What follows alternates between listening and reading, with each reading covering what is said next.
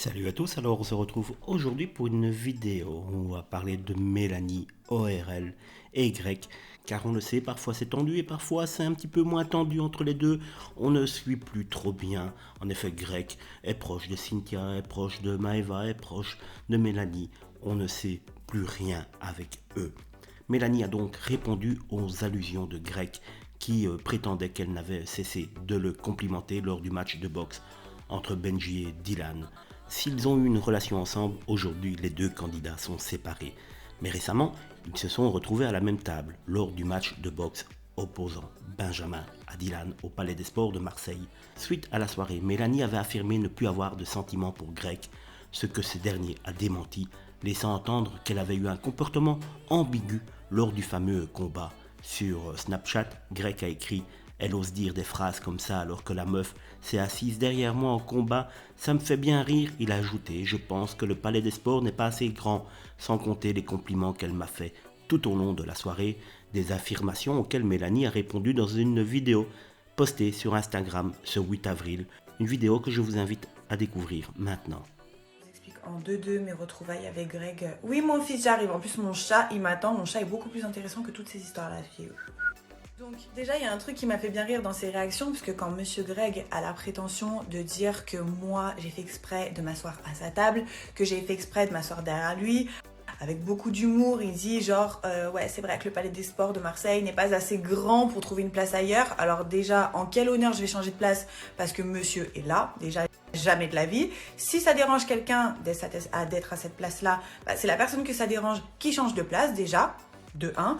Et de 2, vous savez pas quoi, de 2, le pire dans cette histoire, c'est que quand je suis arrivée, bon déjà mon agent c'est le même agent que Benji, donc ça veut dire que j'ai eu les invitations et les places numérotées bien avant lui, déjà d'entrée. Donc je sais même pas pourquoi il fait le beau gosse, parce que d'entrée moi j'avais mon invitation, ma place numérotée, et ma place numérotée c'était celle-ci. Ok. Quand j'arrive à ma place numérotée, donc on m'emmène à ma place, Greg n'est pas à la table, ok? Quand j'arrive à la table, il y a Bastos, il y avait Alcaraz aussi, enfin bref. Moi, quand j'arrive à la table, on me dit pas qu'il y a Greg ni dans la salle, ou ni même qu'il était installé justement à cette table-là. Je dis bonjour à tout le monde, et il y a personne qui a le réflexe de me parler de Greg ou quoi que ce soit. Et moi, j'ai pas le réflexe non plus de poser la question s'il y a Greg ou non. Après, je me suis dit que c'était probable qu'il soit là-bas, parce que Greg, c'est un ami à Benji, enfin un ami à Benji.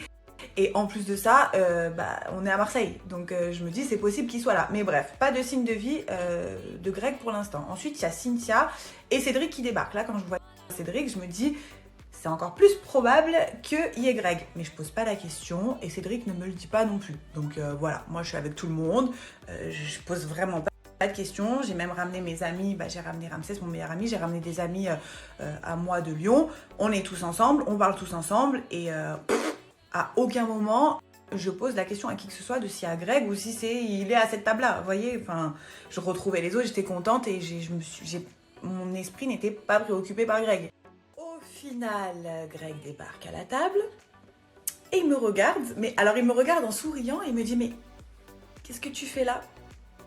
Je le regarde, je lui dis dis-moi, et toi qu'est-ce que tu fais là?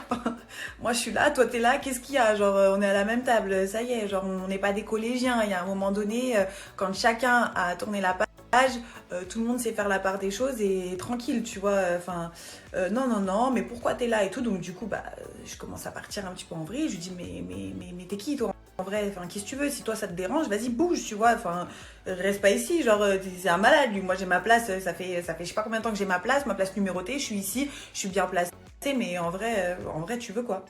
Donc voilà, ça fait quelques petites étincelles. C'est pour ça que l'autre soir je vous disais, vous savez, quand vous retrouvez deux personnes qui sont en guerre, vous vous retrouvez là comme ça sur une soirée. En plus on est à la même table. Enfin, c'était obligé que ça se chauffe un peu, tu vois. Mais au final, ça a été rapide. Après, je vous jure que... Donc, lui, il était installé juste devant moi. Et moi, j'étais une chaise un peu plus loin, genre avec mes amis. Il a passé sa soirée à se retourner. C'est-à-dire que, bon, après, au moment du combat de Benji, il a changé de place pour être un peu plus proche. Mais sinon... Du moment où il était à la table et où il y avait des autres combats avant qui passaient en fait sur le ring, il a passé sa soirée retournée à me regarder, à me sourire, à me poser des questions, à me complimenter. Et moi, je vous jure sur ce que j'ai de plus cher que je ne l'ai pas complimenté toute la soirée comme il le dit. Si je l'avais fait, je vous l'aurais dit. Alors après, vous connaissez Greg, il est venu vers moi, il m'a dit est-ce que tu me trouves beau? Je lui ai dit oui, t'es toujours aussi beau. Il m'a demandé aussi est-ce que je trouve que j'ai grossi? Alors il avait une veste qui faisait 3 fois sa taille, donc je prends. Et après donc l'atmosphère elle s'est grave détendue. Bon, je lui envoyais toujours un ou deux petits fions quand il me regardait en souriant ou qu'il me disait un compliment. Parce que forcément, ce qu'il m'a fait, il me l'a fait. Et ce que j'ai vécu, je l'ai vécu. Voilà, vous verrez dans la suite des épisodes. Mais enfin bref, je préfère pas parler de ça pour l'instant. On va rester concentré sur la soirée. Donc du coup, bah voilà, ça s'est détendu. On est sortis à l'extérieur tous les deux. Il y avait les autres qui étaient un peu plus loin, mais sinon on a discuté peut-être 15-20 minutes tout seul. Il y a même un papy, je me rappelle, qui est venu et qui était super content de nous voir côte à côte et qui nous a demandé si on pouvait faire une photo. Enfin, s'il pouvait nous prendre en photo, Greg et moi. Donc du coup avec Greg on s'est un peu regardé, on a un peu hésité genre et Greg il m'a dit vas-y ça me rappelle les bons souvenirs. Donc du coup, et je vous jure hein, j'ai aucun intérêt, absolument aucun intérêt à vous mentir. Pour moi et lui c'est fini, j'ai aucun intérêt à vous mentir, bref. Donc voilà, et puis c'est vrai qu'il était tout mignon, il m'a demandé ce que je faisais après la soirée. En tout cas, à cette soirée-là, on s'est bien entendu. J'avais les autres qui me charriaient, genre t'es encore sous l'emprise de Greg, ça y est, on voit ton regard, un regard, ça trompe pas, patati patata.